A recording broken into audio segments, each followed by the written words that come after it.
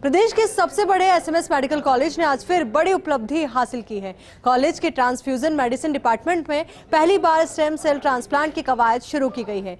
SMS अस्पताल के oncology विभाग में भर्ती अलवर निवासी 7 साल के ब्लड कैंसर पीड़ित बच्चे को ये स्टेम सेल प्रत्यारोपण किया गया। इस प्रत्यारोपण में मरीज की बड़ी बहन ने अपने रक्त से स्टेम सेल डोनेट किए। ट्रोमा सेंटर में स्टेम सेल ट्रांसप्लांट की प्रक्रिया मुख्यमंत्री चिरंजीवी योजना के तहत पूर्णतः निःशुल्क की गई। इस मौके पर transfusion medicine department HOD doctor Amit Sharma से खास बातचीत की हमारे सहयोगी विकास शर्मा ने।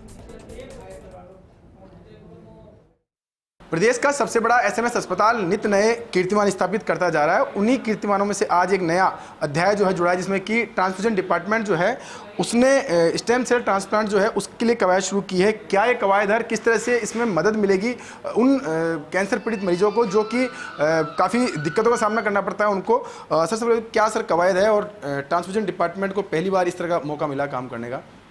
मैं डॉक्टर अमित शर्मा, विभागाध्यक्ष transfusion medicine department SMS medical college. बहुत मुझको हर्ष हो रहा है और बहुत प्रसन्नता की विषय है कि आज हमारे राजस्थान सरकार की चिरंजीवी योजना के अंतर्गत पहला peripheral blood stem cell transplant का हमने यहाँ कलेक्शन किया और ट्रांसप्लांट किया। आने वाले समय के अंदर ये फैसिलिटी अभी ट्रॉमा हॉस्पिटल के ब्लड सेंटर में ही है और भविष्य के अंदर स्टेट कैंसर और एसएमएस ब्लड सेंटर के अंदर भी ये सुविधा उपलब्ध करा दी जाएगी।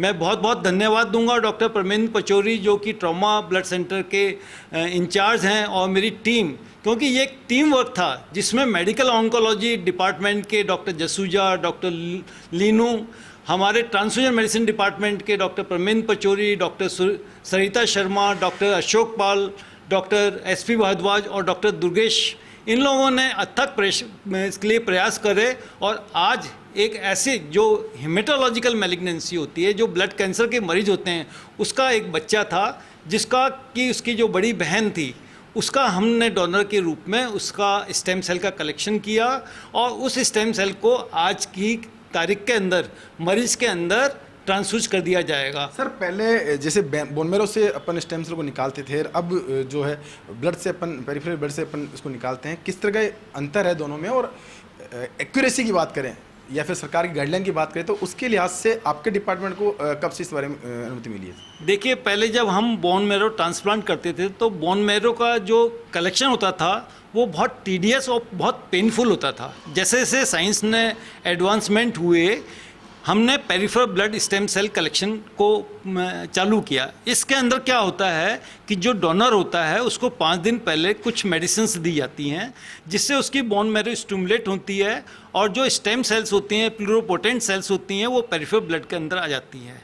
5 दिन के बाद जब हम उसका इन्वेस्टिगेशन कराते हैं, एक प्रॉपर हमको लगता है कि कंसंट्रेशन हो गया है, उसके बाद हम उसको एक स्पेसिफिक मशीन के, जिसको कि एफरेसिस मशीन कहते हैं, उसके अंदर एक विशेष किट होता है जो कि बिल्कुल कहना चाहिए कि क्लोज सिस्टम होता है। उसके अंदर हम उस ब्लड और जो स्टेम सेल्स है उसको कलेक्ट करते हैं और कलेक्शन के बाद उसको तुरंत ही विदिन 12 आवर्स के अंदर जो मरीज होता है उसके अंदर ट्रांसफ्यूज कर दिया जाता है। तो कहाँ देखिए कि ब्लड जो बोन मैरो पहले ट्रांसफ्यूज करते थे बहुत टीडियस प्रोसीजर था, बहुत पेनफुल प्रोसीजर था और अब ये बहुत सरल और बहुत अति उत्तम और इसकी जो सक्सेस रेट है वो भी 90% से ज़्यादा है। ये थे हमारे साथ डॉक्टर अमित शर्मा जी ने बताया कि किस तरह की उपलब्धि है और मरीजों को इससे कितना फ़ायदा मिल पाएगा। अब उम्मीद यही है कि जो सेवा शुरू की गई है ये जल्द ही कैंसर इंस्टीट्यूट में शुरू हो ताकि मरीजों को एक छत के नीचे जो इलाज देने का सपना दिखाया गया था, जो दावा किया गया था, वो पूरा हो पाए।